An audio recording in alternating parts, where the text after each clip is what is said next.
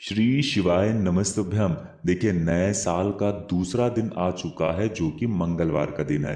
पूज्य गुरुजी ने कहा कि अगर इस दिन आप भूल से भी शिवलिंग के ऊपर एक सफेद फूल और एक चावल का दाना रख देते हैं तो इससे आपकी हर मनोकामना महादेव की कृपा से परिपूर्ण हो जाती है। अगर आप अपने जीवन में कर्ज की समस्या से परेशान हैं या फिर आपके जीवन में धन समृद्धि वैभव की प्राप्ति नहीं हो पा रही है, माता लक्ष्मी आपसे रुष्ट चल रही हैं, या फिर आप धन कमाते हैं तो वो भी खर्च हो जाता है, आपके जीवन में लगातार खर्च होने की वजह से आप धन बचा नहीं पा रहे हैं, व्यापार से अच्छा लाभ नहीं मिल पा रहा है, या फिर नौकरी में कोई समस्या बनी हुई है, तो पूज्य गुरु जी ने कहा कि जीवन में किसी भी प्रकार की समस्या चल रही हो तो सिर्फ ये सफ़ेद फूल आपको इन सारी समस्याओं से बहुत ही जल्द बाहर निकाल देगा।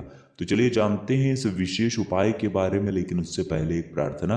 अगर आप चैनल पर नए हैं तो कृपया चैनल को सब्सक्राइब अवश्य कर लें। देखिए, ये वीडियो हम सभी के लिए बहुत ही खास होने वाला है क्योंकि इस वीडियो में हम लोग नए साल के दूसरे दिन यानी इस मंगलवार के दिन किए जाने वाले कुछ बहुत ही खास उपायों के बारे में जानेंगे। पूज्य गुरु जी के ये उपाय जो भी व्यक्ति करता है उसके जीवन की हर मनोकामना परिपूर्ण होती है तथा उसको सुख समृद्धि और वैभव की प्राप्ति होती है। तो चलिए जानते हैं गुरु जी द्वारा बताए गए सबसे पहले उपाय के बारे में। इस उपाय के लिए आपको सबसे पहले एक चावल का दाना ले लेना है। चावल का दाना आप सिर्फ एक लेंगे और ये कहीं से भी टूटा हुआ नहीं होना चाहिए, खंडित नहीं होना चाहिए। फिर इसी के साथ आपको ले लेना है एक सफ़ेद रंग का फूल। सफ़ेद रंग का फूल महादेव को बहुत ही प्रिय होता है। बस आपको ध्यान रखना है कि ये फूल केतकी का नहीं होना चाहिए, क्योंकि केतकी का फूल हम लोग शिवलिंग के ऊपर समर्पित नहीं करते हैं। अगर आपके पास सफ़ेद रंग का फूल नहीं है तो शिवलिंग के ऊपर जो कोई भी सफ़ेद रंग का फूल चढ़ा हुआ है उसको उठाकर जल से शुद्ध करके फिर आप उसका भी इस्तेमाल कर सकते हैं। फिर इसी के साथ आपको ले लेना है एक लोटा जल। तांबे के पात्र में आप अपने घर से ये लोटा भर लीजिए और सबसे आखिर में आपको ले लेना है महादेव की सबसे प्रिय सामग्री यानी बेलपत्र। आपको इस उपाय के लिए सिर्फ एक बेलपत्र की जरूरत पड़ेगी। अगर आपके पास बेलपत्र नहीं है तो शिवलिंग के ऊपर चढ़ी हुई बेलपत्र को उठाकर जल से शुद्ध करके फिर आप उसका भी इस्तेमाल कर सकते हैं। बस आपको ध्यान रखना है कि ये बेलपत्र कहीं से भी कटी फटी नहीं होनी चाहिए। अब सिर्फ ये तीन सामग्री लेकर आपको शिवालय पहुंच जाना है। इस उपाय को आप इस मंगलवार के दिन सुबह करना चाहें तो सुबह कर लें, या फिर शाम को करना चाहें तो शाम को कर लें। अब शिवालय पहुंचने के बाद सबसे पहले आप दक्षिण दिशा में बैठ जाइए और उत्तर दिशा की तरफ अपना फेस कर लीजिए। लेकिन अगर शिवालय में भीड़ है तो फिर आप किसी भी दिशा में बैठकर शिवलिंग की पूजा प्रार्थना कर सकते हैं। अब देखिए, आप जो एक चावल का दाना लेकर आए हैं इसको इसी एक लोटे जल में डाल लीजिए और ओम नमः शिवाय मंत्र का स्मरण कर लीजिए। फिर इसके बाद आप जो एक बेलपत्र लेकर आए हैं उसको अपनी हथेली में रखिए।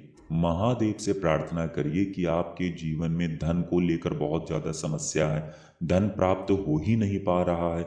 अगर धन प्राप्त हो भी जाता है तो बहुत सारे ऐसे खर्चे लगे रहते हैं जिनकी वजह से धन रुक नहीं पा रहा है, यानी आपके जीवन में माता लक्ष्मी का स्थायी वास नहीं हो पा रहा है।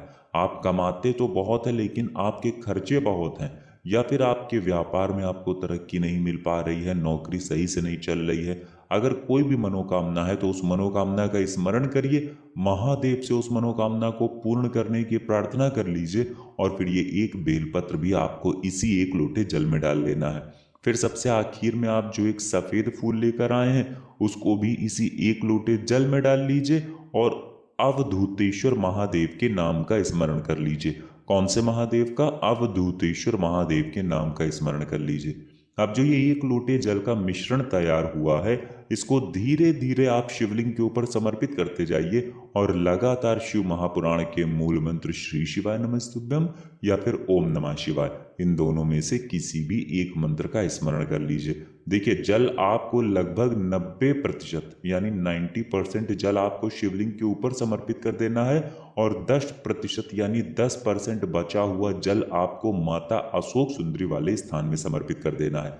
लेकिन ध्यान रखिएगा कि जब शिवलिंग से आप माता अशोक सुंदरी वाले स्थान में आएंगे तो लोटे से जो जल की धार गिर रही है वो टूटनी नहीं चाहिए। शिवलिंग से आप जल समर्पित करते हुए ही माता अशोक सुंदरी वाले स्थान पर समाप्त कर देंगे। पूज्य गुरु जी कहते हैं जो भी व्यक्ति मंगलवार के दिन इस विशेष उपाय को कर लेता है, या फिर सोमवार के दिन कर लेता है, या फिर प्रदोष के दिन कर लेता है, या फिर मासिक शिवरात्रि के दिन कर लेता है, तो उसकी मनोकामना अवधूतेश्वर महादेव की कृपा से बहुत ही जल्द परिपूर्ण हो जाती है। अब जानते हैं गुरुजी द्वारा बताए गए दूसरे खास उपाय के बारे में। ये उपाय उन लोगों को करना है जिनके जीवन में कर्ज की समस्या हो गई है, या फिर जिनका व्यापार आगे नहीं बढ़ पा रहा है, व्यापार में लगातार नुकसान हो रहा है, आपका व्यापार आपको लाभ नहीं प्रदान कर पा रहा है, तो फिर ऐसे लोगों को ये उपाय करना चाहिए। इस उपाय के लिए आपको 1 लोटा जल ले लेना है। तांबे के पात्र में आप अपने घर से 1 लोटा जल ले लीजिए। फिर इसी के साथ आपको ले लेना है 1 लौंग।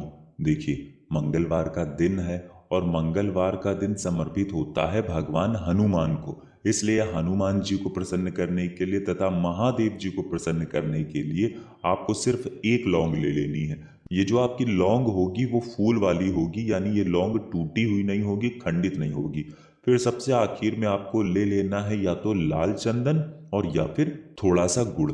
गुड़ को अच्छे से बारीक पीस कर उसका इस्तेमाल कर सकते हैं, या फिर आप लाल चंदन का इस्तेमाल कर सकते हैं। अब ये सारी सामग्री लेकर आपको पहुंच जाना है शिवालय। पूज्य गुरु जी ने इस उपाय के लिए भी कहा है कि इस उपाय को भी आप पूरे दिन में किसी भी समय कर सकते हैं।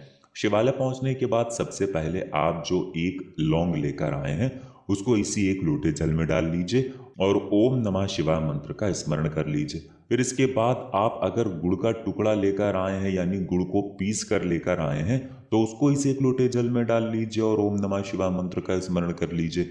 या फिर अगर आप लाल चंदन लेकर आए हैं तो उसको इस 1 लोटे जल में डाल लीजिए और ओम नमः शिवाय मंत्र का स्मरण कर लीजिए। अब आपका ये 1 लोटे जल का मिश्रण तैयार हो गया है। इस मिश्रण को आप शिवलिंग के ऊपर धीरे धीरे समर्पित करते जाएंगे और लगातार मंगलेश्वर महादेव के नाम का स्मरण करते जाएंगे। कौन से महादेव का? मंगलेश्वर महादेव। चूंकि आप मंगलवार के दिन ये उपाय कर रहे हैं, इसलिए आपको मंगलेश्वर महादेव का स्मरण करना है और उनसे अपनी व्यापार की मनोकामना को या फिर अपने जीवन में चल रहे कर्ज को समाप्त करने की प्रार्थना करते हुए फिर वापस अपने घर आ जाना है। पूज्य गुरु जी कहते हैं कि जो भी व्यक्ति 5 मंगलवार इस उपाय को कर लेता है तो उसके जीवन से बड़ा कर्ज समाप्त हो जाता है, और अगर उसके व्यापार में किसी प्रकार की समस्या चल रही है तो वो भी बहुत ही जल्द समाप्त हो जाती है। तो दोस्तों इस विशेष उपाय को भी आप जरूर करिएगा। अब जानते हैं गुरु जी द्वारा बताए गए सबसे आखिरी उपाय के बारे में। इस उपाय के लिए आपको 1 दीपक ले लेना है। एक चौमुखी दीपक आपको ले लेना है और इसमें आपको चमेली के तेल का इस्तेमाल करना है, या फिर घी का इस्तेमाल करना है, और या फिर सरसों के तेल का इस्तेमाल करना है। इन तीनों में से आप किसी भी तेल का इस्तेमाल कर सकते हैं। सबसे पहले अगर आपके पास चमेली का तेल है तो वही इस्तेमाल करिएगा। इसमें आपको चौमुखी दीपक लगाना है। देखिए इसमें आपको रुई की बत्ती का दीपक नहीं लगाना है, बल्कि मौली के धागे की बत्ती का दीपक लगाना है। मौली के धागा यानी कलावा, जो कलावा हम लोग अपने हाथ में बांधते हैं वही मौली का धागा कहलाता है, और उसी की बत्ती का आपको दीपक लगाना है। 4 बाती आपको सामने जैसे दिखाई जा रही है ऐसे ही आपको एक दीपक तैयार कर लेना है, और इसी के साथ आपको ले लेना है 2 लौंग। लौंग आप वही फूल वाली लीजिएगा, खंडित नहीं लीजिएगा, टूटी हुई नहीं लीजिएगा। अब ये सिर्फ 2 सामग्री लेकर आपको पहुंच जाना है किसी भी हनुमान जी के मंदिर में। ये उपाय आपको रात के समय में करना है। रात में जब सूर्यास्त हो जाए तो फिर उसके बाद आप इस उपाय को किसी भी समय कर सकते हैं। ये उपाय आपके जीवन में धन धान्य की वृद्धि करेगा। आपके विवाह में किसी प्रकार की समस्या आ रही है तो उसको दूर करेगा। अगर व्यापार में किसी प्रकार की समस्या आ रही है तो उसको समाप्त करेगा, और आपके सारे संकटों का, सारी परेशानियों का अंत कर देगा। अब देखिए आप इस दीपक को वहीं हनुमान जी की मूर्ति, हनुमान जी की प्रतिमा के सामने रख दीजिए, लेकिन ध्यान रखिएगा कि इसको आप जमीन में मत रखिएगा, बल्कि आप नीचे प्लेट लगा दीजिएगा या फिर फूलों की पंखुड़ियां लगा दीजिएगा या कुछ भी लगा दीजिएगा। उसके ऊपर ही इस दीपक को रख दीजिएगा और इस दीपक को प्रज्वलित कर लीजिएगा, और फिर कम से कम 1 बार हनुमान चालीसा का पाठ कर लीजिएगा। लेकिन हनुमान चालीसा का पाठ करने से पहले आप कम से कम 11 बार या 21 बार श्री राम या सीताराम सीताराम का स्मरण जरूर करिएगा, क्योंकि हनुमान जी को राम जी का नाम बहुत ही प्रिय लगता है। फिर इसके बाद जब आप हनुमान चालीसा का पाठ कर लें तो आप ये जो 2 लौंग लेकर आए हैं इन्हें इसी दीपक में डाल लीजिए और हनुमान जी से प्रार्थना करते हुए फिर वापस अपने घर आ जाइए। पूज्य गुरु जी कहते हैं कि आप इस उपाय को सिर्फ एक मंगलवार करते हैं तो आपके जीवन के सारे संकटों का अंत होकर सुख समृद्धि तथा वैभव की प्राप्ति होना प्रारंभ होने लगता है। तो दोस्तों ये थे पूज्य गुरु जी द्वारा बताए गए कुछ बहुत ही खास उपाय। अगर आपको जानकारी अच्छी लगी हो तो वीडियो लाइक करिएगा। मिलते हैं फिर एक नए वीडियो के साथ। श्री शिवाय नमस्तुभ्यम।